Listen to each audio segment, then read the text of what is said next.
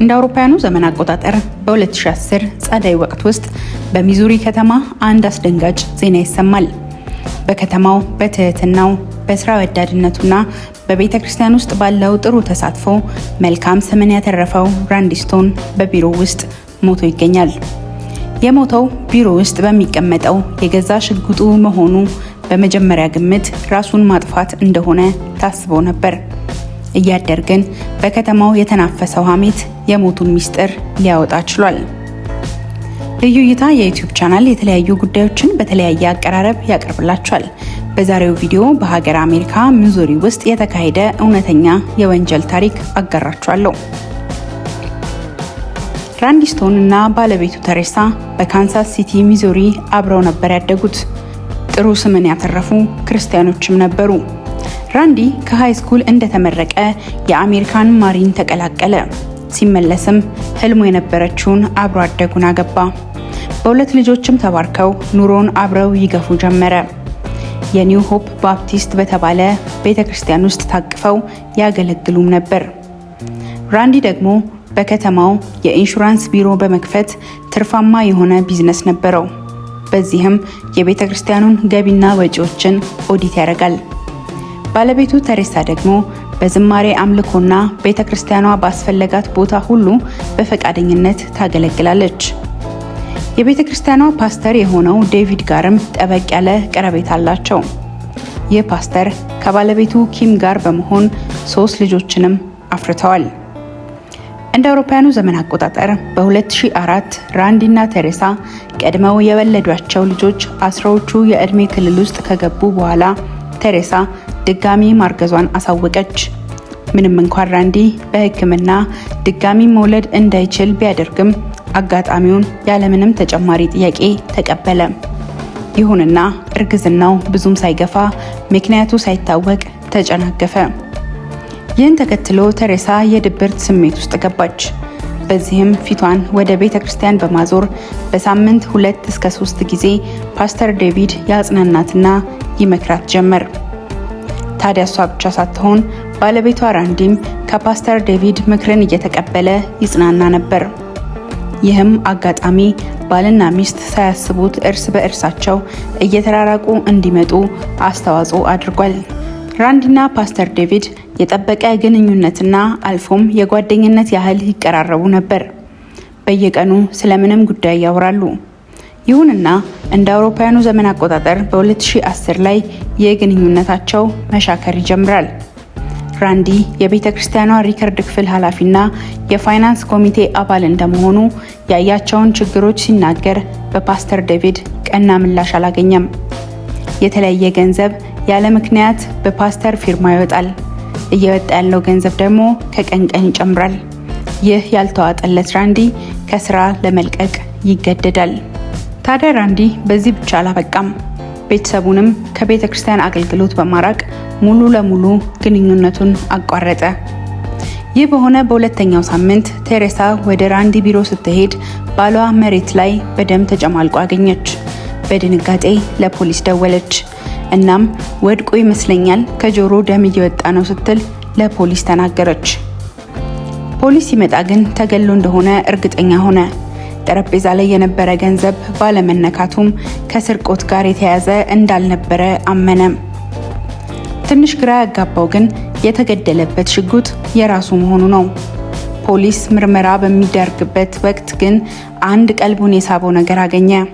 ይህም በተሬሳ የቆሻሻ መጣያ ውስጥ ተቀዳዶ የተጣለ የፍቅር ደብዳቤን አገኘ።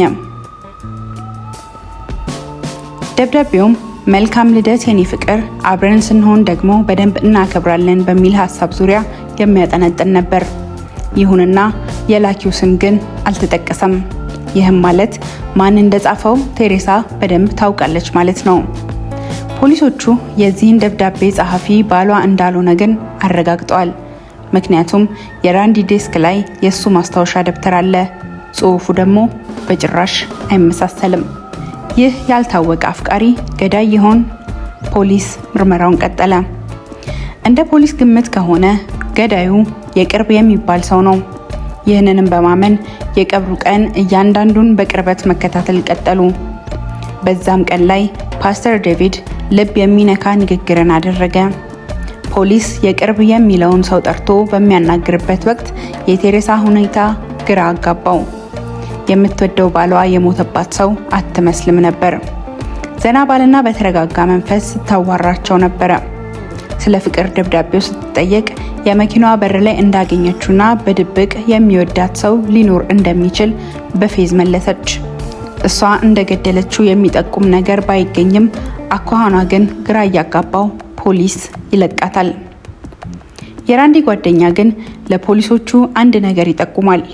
ይህም ባሏ የሞተ ቀን ማታ ላይ እንዳገኘችውና በተረጋጋ መንፈስ ሆና የባሏን የህይወት ኢንሹራንስ በምን መልኩ እና መቼ መውሰድ እንደምትችል እየጠየቀችው እንደነበር ተናገረ። ይህም ወደ $800,000 የተጠጋ ገንዘብ ነበር። ይሁንና ፖሊስ በምርመራው ራንዲ የህይወት ኢንሹራንሱን ተቀባዮች ከሚስቱ ሰርዞ ለሁለቱ ልጆች እንዳዞረና ቴሬሳ ምንም አይነት ነገር እንደማታውቅ ደረሰበት። እያደር በከተማው ውስጥ ቴሬሳና ፓስተር ዴቪድ ሁለቱም ከትዳራቸው ውጪ በመሆን የፍቅር ግንኙነት ውስጥ እንደሆኑ ይወራ ጀመር። ፖሊስ ፓስተሩን ለጥያቄ ቢጠራውም ቁጥብ የሆነ ንግግር በመናገር ያለ ጠበቃ እንደማያወራ በመግለጽ ንግግራቸው በአጭር ተቋጨ። ፖሊስ በመቀጠል የፍተሻ ፍቃድ በማውጣት በቤተ ክርስቲያን ውስጥ ፍተሻን አደረገ። በዚህም ጊዜ ከቴሬሳ ጋር ላለው የፍቅር ግንኙነት ማስረጃ በኮምፒውተሩ ላይ አገኘ።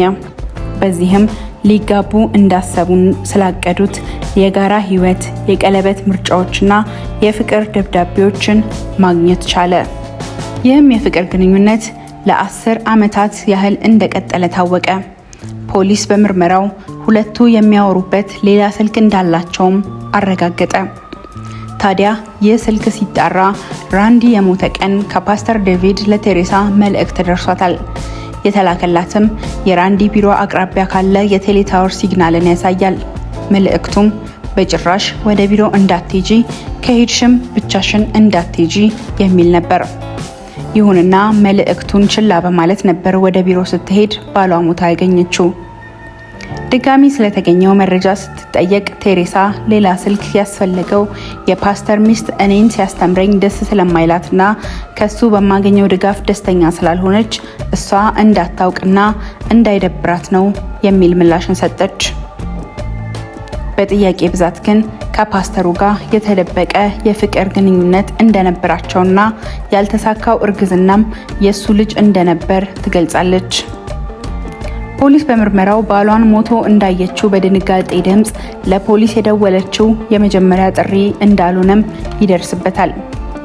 ለፖሊስ ከመደወሏ በፊት ለእናቷ በተረጋጋ ድምፅ ደውላ እንደተገደለ ገልጻላት ነበር። ከዛ በመቀጠል ነበር ለፖሊስ ደውላ እንደተደናገጠች በማስመሰል ምን ሆኖ እንደሆነ አላውቅም ስትል የደወለችው። የፖሊስ ጥያቄው ጫና ሲበረታባት ዝርዝሩን ተናገረች።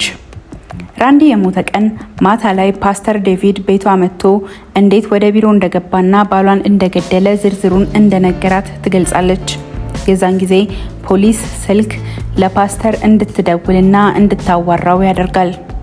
የስልክ ጥሪውን ሙሉ ለሙሉ በመቅረጽም በአካል የነገራትን እንዲደግመውና እንዲናዘዝ ጠበቀ። ፓስተሩ ግን ምንም ነገር ለመወጣጣት ፈቃደኛ አልነበረም። ጭራሹንም ከተማውን ለቆ ወጣ። ፖሊስ የቴሬሳን ቃል፣ የማስጠንቀቂያውን የስልክ መልእክት አንድ ላይ በማድረግ ፓስተሩን አሰረ። ይህ ብቻ ግን አልነበረም። ከፓስተር ዴቪድ እስር በኋላ ቴሬሳ በጭንቀት ለሌላ ፓስተር አንድ ነገር ትናዘዛለች።